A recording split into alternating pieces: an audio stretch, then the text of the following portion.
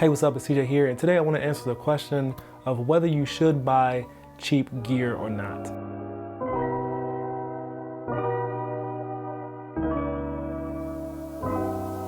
So probably the most common question that I get asked on all my different platforms, Instagram, Facebook, wherever, is could you recommend some affordable camera gear, some beginner camera gear that I can get started with and just start filming or taking photographs today? And almost always my response is, how much are you willing to spend? The term cheap gear is really relative. It's like, what are you willing to spend or what are you willing to part with to get the item that you want? Like, you're willing to spend a ton of money to get a car, right? I mean, that's because it's a car. You use it all the time. You drive it here, you drive it there. It has a lot of value to you. But it's a very interesting time that we live in now that tech is getting better and better and also getting cheaper and cheaper. There's more alternatives out there for the most expensive things. If you look at some of the first cameras, they were thousands of dollars, whereas you can find cameras nowadays for a couple of $100s that were just as good and even better than those older original models. But specifically for the film and photography industry, like the introduction of digital gear, the introduction of mirrorless things have brought the prices of things down. You have LEDs that are more affordable than traditional HMIs. And because the technology is getting better and there's more people who have access to the technology, there are more and more cheaper alternatives coming out that are really good and pretty comparable to the most expensive gear out there. But buying cheap gear will eventually get you burned. You will eventually buy something that was not worth it and something that you wasted your money on. For example, I picked up a cheap variable ND filter. I bought this ND filter. Now this was when I was trying to make sure that I was staying to my frame rate, making sure that I was trying to do everything that was recommended for filmmaking, and I decided to go the cheapest route I could go to get there. So I picked up this Zoomy ND filter. All right, I'm not even sure if I said it right. I picked up this ND filter and it was absolutely awful. It was about 35 bucks or something like that, maybe 40 bucks, something like that. The other ND filter that I ended up buying anyway, which is the Tiffen variable ND filter, which at the time was about 100 bucks. So this one was about 100 bucks, and you can just feel the difference in just how it's made and how it's built. Much more well built, the glass is better, everything is better about this variable ND filter. But I have both of these. So I spent 37 bucks and I spent 100 bucks. So I spent a total of 137 bucks when I could have just bought this one for 100 bucks.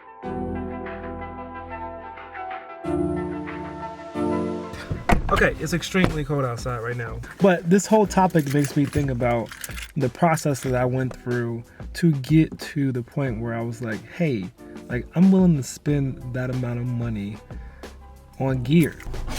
I probably shouldn't be driving and vlogging, but I'm doing it anyways. I went through this period of time of I was always just trying to find the cheapest gear to get the work done. I didn't really care too much about gear, and I was always trying to find the affordable, the lowest costing thing that I could find, which has served me well because I was able to create a lot of content for very cheap costs. I used to make my own gimbals. Before, it was super hard to get stuff that was good quality and affordable. What was I thinking about? I bet all those other shots were kind of tight. It took me forever to get to this point where I felt like I was okay with investing in my work, investing in what is going to be my thing. And really, when you don't invest in yourself, when you don't invest in what you feel is your thing, your passion, if you don't invest in yourself, what you're really telling yourself is that you're not worth investing in. You can buy cheap gear now, but eventually you'll want to invest in some gear that makes you believe in yourself and believe in your own work. Because if you don't believe in your work, nobody else will. So before we can actually answer those questions, hey, what type of gear could I buy, as a beginner gear that's affordable, that's perfect for my price range? Before we can actually answer that question, we have to define what is expensive, what is affordable, and what is cheap for you. So first, let's define what is expensive gear. So expensive gear is basically anything that you can't afford right now. So if you don't have the money in your bank account and you can just hand it over, no problem, it doesn't really affect you, then that is expensive to you. Also, if you have to finance it or use your credit to get it, you can't afford it. And that's a whole nother video, but is the truth. So a couple of other factors that I consider when determining whether something is expensive or not is the importance to my work. Is it super important? Do I really need it? Is it going to affect my work a lot? Is it going to make my work worse if I get it cheap? Is it going to make my work better if I get it more expensive? And also I think about the relativity. Have I bought things that are relatively as expensive or as cheap as what I'm about to buy? In this case, have I bought something that's as expensive as this? And then I also think about the alternatives. Is there some cheaper alternative, some more affordable alternative that is just as good? So for example, I bought the MixPre 3, which I am using right now. Hopefully that didn't mess up when I just picked it up, but I'm using the MixPre 3 right now. And this is something that I bought that I felt like was super important to my work. And it was pretty expensive at the time. I spent about $600. I think it was like 570 bucks or something like that I spent on this. And that was more than I've ever spent on any type of audio gear before. If you'd asked me a year ago, would you spend $600 on like an audio recorder? No, I would not do that. But it came to the point where that was important to my work. Like I started doing more interviews. I started doing more things that I wanted better audio for. And I was looking at interviews and I was like, why doesn't my audio sound like that? And I'm not totally there yet, but I know that this equipment has gotten me closer to that point. And to this day, I feel like that is hands down one of the best purchases I've ever made. So what is affordable gear? This is something that's relative too. Affordable gear for me is not affordable gear for you, or affordable gear for you may be expensive gear for me. So it really depends on who you are and what you're willing to spend on your work. But the more you spend on gear and the more stuff you start to buy, the more tolerant you become to spending more money on gear. You start to understand like, okay, I'm investing in my business, I'm investing in my work, and this is gonna take me to this level. So for example, I purchased those Rokinon lenses back there, and honestly, I probably spent around 1,500 bucks on 4 lenses. Now that was super affordable, but if you look at the cost of those lenses in comparison to lenses that I've bought in the past, you know, the Canon 16 to 35 millimeter is like 2,000 bucks. But compared to most lenses, those lenses are cheap.